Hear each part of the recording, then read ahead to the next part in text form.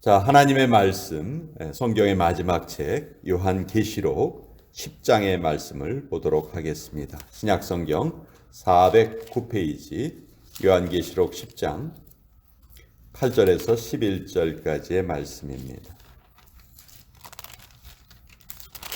신약성경 409페이지 요한계시록 10장 8절에서 11절까지의 말씀입니다. 우리 같이 하나님의 말씀을 읽겠습니다. 시작. 하늘에서 나서 내게 들리던 음성이 또 내게 말하여 이르되 내가 가서 바다와 땅을 밟고 서 있는 천사의 손에 펴놓인 두루마리를 가지라 하기로 내가 천사에게 나아가 작은 두루마리를 달라 한즉 천사가 이르되 갖다 먹어버리라. 내 배에는 쓰나 내 입에는 꿀같이 달리라 하거늘 내가 천사의 손에서 작은 두루마리를 갖다 먹어버리니 내 입에는 꿀같이 다나 먹은 후에 내 배에서는 쓰게 되더라. 그가 내게 말하기를 네가 많은 백성과 나라와 방언과 임금에게 다시 예언하여야 하리라 하더라. 하나님의 말씀입니다. 아멘.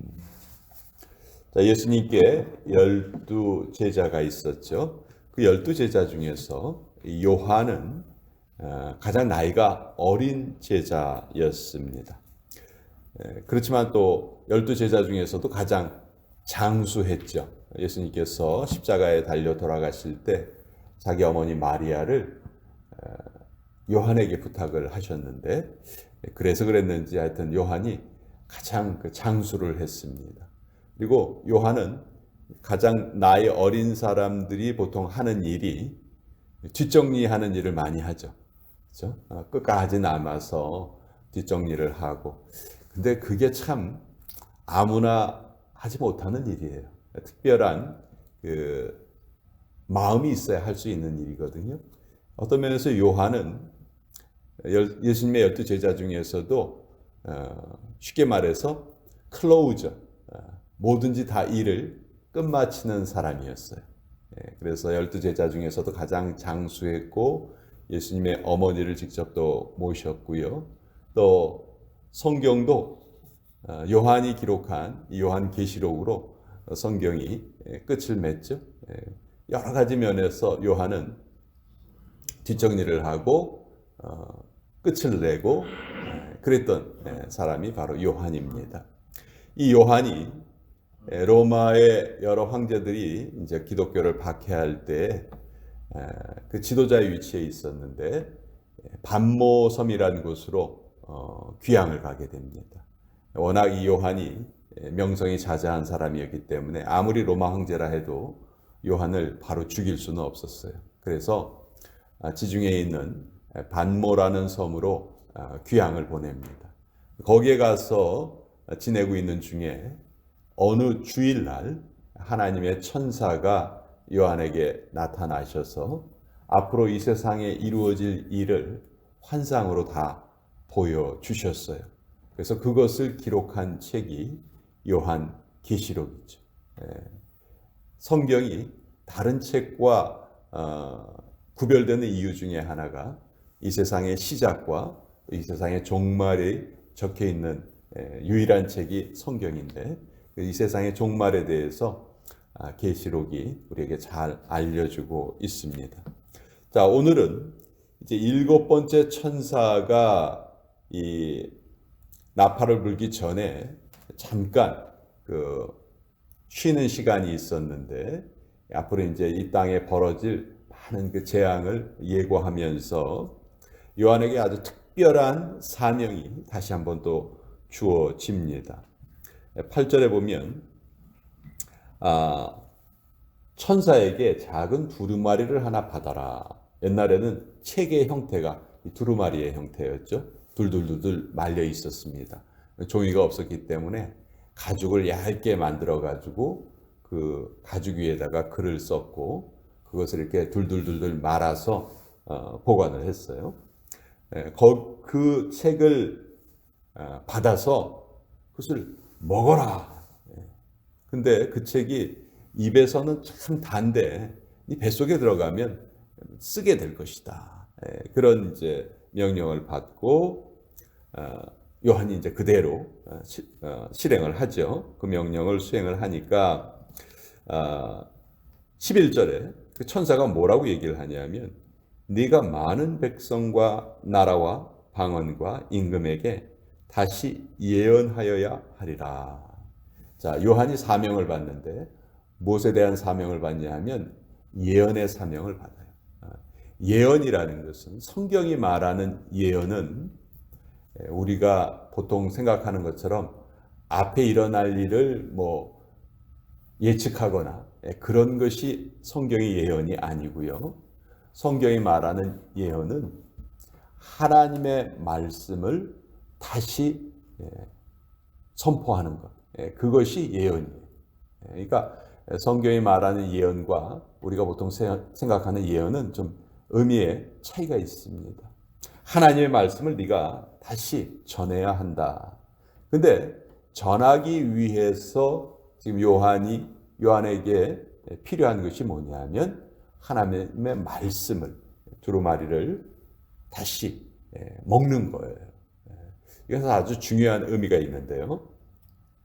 자, 우리나라 대한민국을 한번 생각해 봅시다. 대한민국에 저 북쪽 끝하고 남쪽 끝에 산이 하나씩 있어요. 저 북쪽 끝에는 백두산이 있고 남쪽 끝에는 한라산이 있어요. 그렇죠? 그래서 우리나라 백두에서 한라까지 뭐 그렇게 표현하잖아요. 근데 이 백두산하고 한라산은 둘 다 화산이라는 공통점이 있고요. 또 꼭대기에 그 연못이 있죠.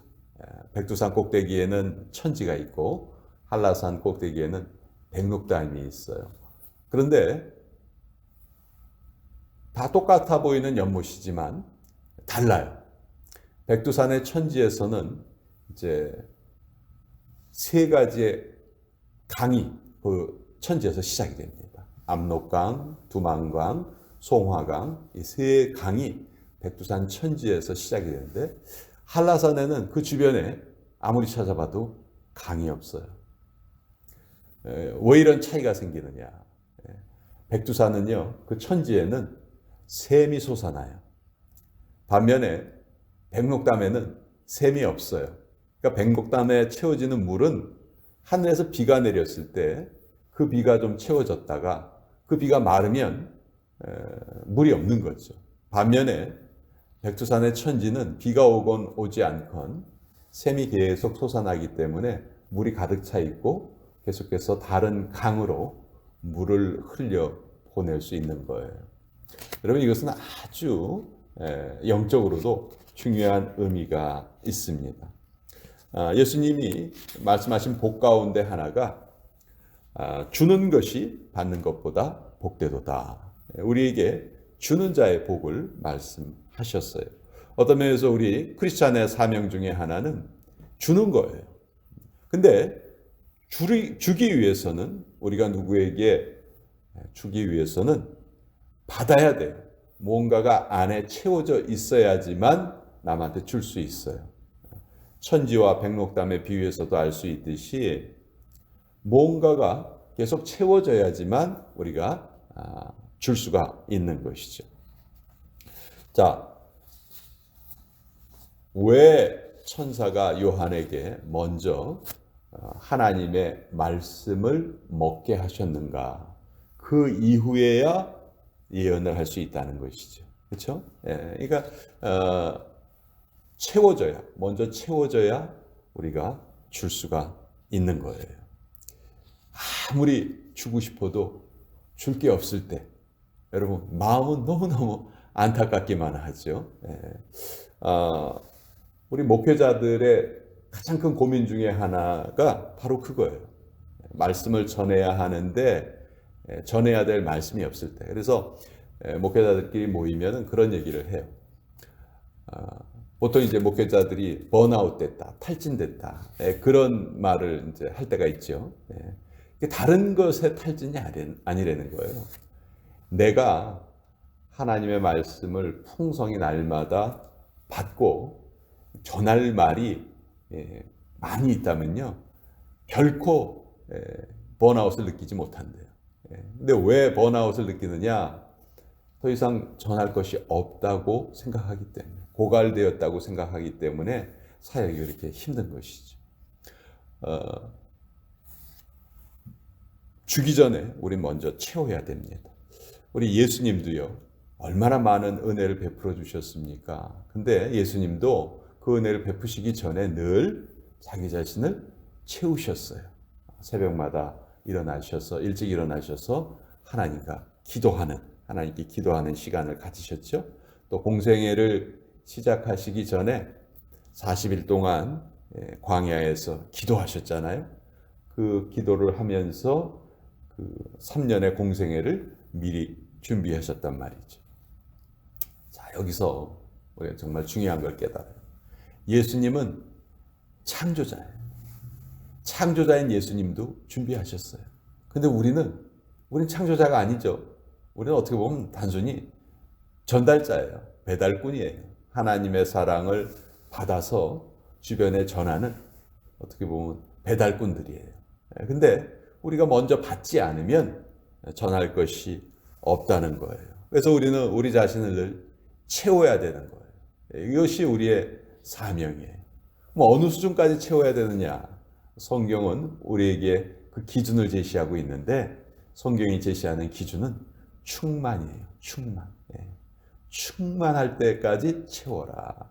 어떤 면에서 충만은 흘러 넘치는 것을 저는 충만이라고 생각해요.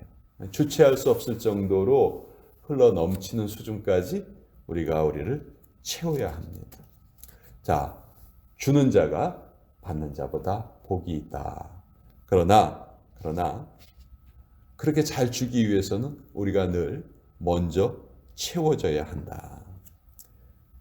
줄 것이 없어서 불행한 자가 되어서는 안 됩니다. 또 주기는 주는데 채워진 상태에서 주지 못하면 주는 자가 너무너무 힘이 들어요. 그래서 우리는 잘 받아야 합니다. 많이 받아서 많이 줄 수 있어야 된다.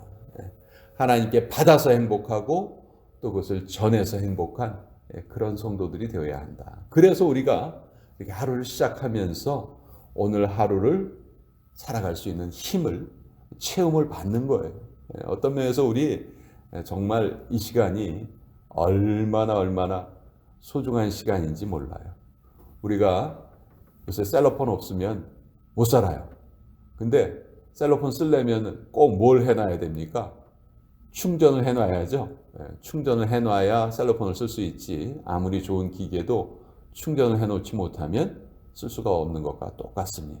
이 시간은 하나님 앞에서 우리를 충전하는 시간이다. 채우는 시간이다. 주님, 오늘도 이 하루를 살아갈 수 있는 힘을 이 시간 우리에게 얻게 하여 주시옵소서. 우리가 그 마음으로 주님 앞에 모여 있을 때 하나님이 그러셨잖아요. 자식이 달라고 할 때 우리 사람도 부모가 자식에게 좋은 것을 주는데 하물며 하나님께서는 구하는 자에게 성령을 주시지 않겠느냐. 그렇게 성경이 우리에게 알려주고 계십니다. 오늘도 하나님이 주시는 은혜로 먼저 채워지고 이 하루를 건강하고 또 힘차게 살 수 있는 저와 여러분들 되시기를 다시 한번 간절히 부탁을 드립니다.